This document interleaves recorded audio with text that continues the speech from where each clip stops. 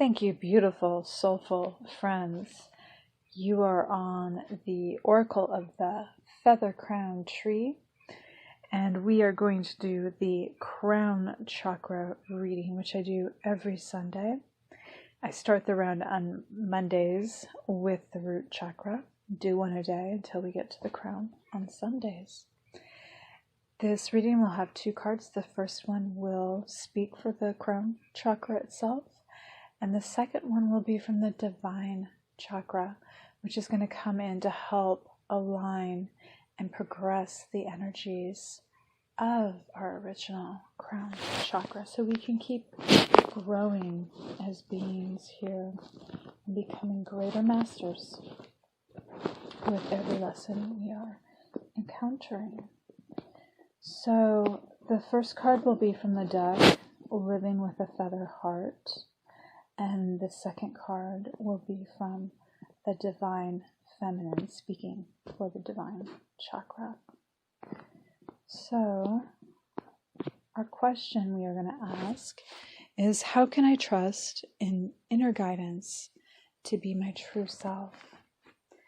And today we have, I speak with sincerity. By the way, if you want to check out any of my other readings, I also do a reading for about every 2.5 days. It's called the Inner Awaken reading, and it's moon themed as it tracks the moon as it changes signs throughout the month. I also do a monthly one for the new moon, the full moon, and for when the sun changes signs. So those energies can be prevalent for some time. So anyway, our first card is, I speak with sincerity. The sun speaks to us each day as it rises from the east, its living language uttered in the daily warmth, and its light shared without expectation of anything in return. The words it speaks come to us through that which is unspoken.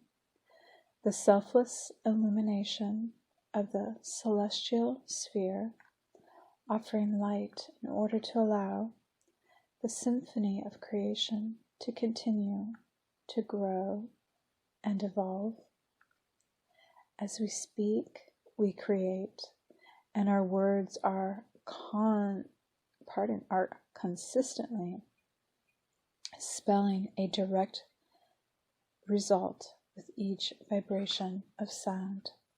Every word we choose carries its own power or vibrancy, signature, and what we utter into the universe is echoed back through the spells we cast with our verbal frequency. If we remember the sun as we form our words, the metaphor of light and warmth can shape the context of our communication.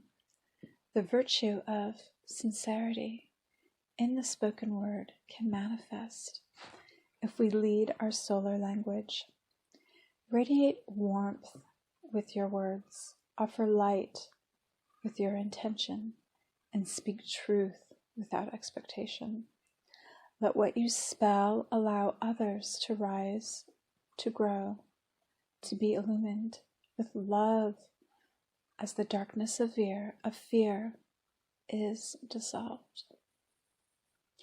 While the concept of language affecting environment may seem wholly esoteric, science reminds us that vibration forms and moves substance in the study of somatics, which shows us the visible effect of sound. Sound structures matter, and the mind is the matrix of all that matters. Mind your words and evolve matter with a sunny vocabulary that spells sounds of brilliance and sincerity. With each word, you have the opportunity to create a beginning, a genesis of experience, which can unfold as your intention is reflected back to you in the very same breath your words can serve as a catalyst for destruction if they are voiced solely from a void of darkness. Dark words spin webs of deceit, and lies will eventually trap you in your own delusions and illusions. The Genesis birthed from a lie can culminate in the death of a star, extinguishing the potential for light in the dark density of dishonesty. If you wax poetic instead of waning with insincerity, you allow momentum to carry your journey forward.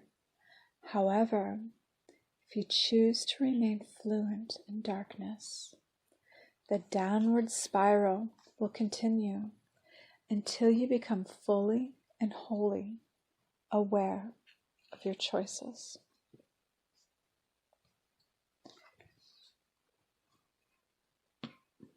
And to finalize the readings for this week, we have this one last card.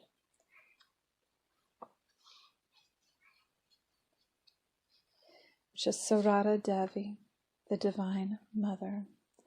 Unconditional love exists within me. The presence of love is the absence of judgment.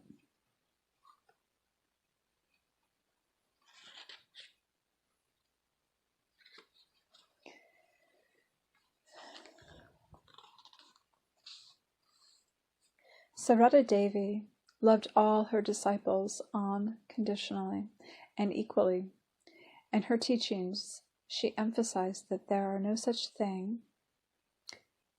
such thing as a stranger. She encouraged her devotees to understand that everyone we meet is actually a part of us and is connected to us. And that if we want to experience true peace, we need to own the fault and judgment that we project onto others. We need to see our own faults and forgive them with love. She whispers gently to us, "No one is a stranger, my child. The whole world is your own." So if something keeps showing up in the people we meet and in the relationships we are cultivating, she asks us to meet them from within, meaning the aspects of this other person that might be causing us pain or frustration or just plain aversion. These same aspects exist within us. Unless we are willing to really meet with these aspects within us, the universe will keep presenting them to us in our relationships. And it is not to piss us off, it's to free us. It's out of a deep love for us to fully heal. The goal here is for us to love ourselves fiercely from within, without judgment or shame, for where we are in the moment. The goal is to let us mother ourselves with unconditional love. That's the only love that will quiet those harsh, critical voices within us. So we can stop wasting our time mired in judgment of others or ourselves and get on with being the perfectly imperfect light that we are. Unconditional love exists within me. The presence of love is the absence of judgment. Thank you. This concludes our readings for this week. I will start another round tomorrow with the root chakra, see where that one is at. We will begin anew with this cycle. Please join me if you can. Stay forever blessed and eternal love to all of you. Thank you.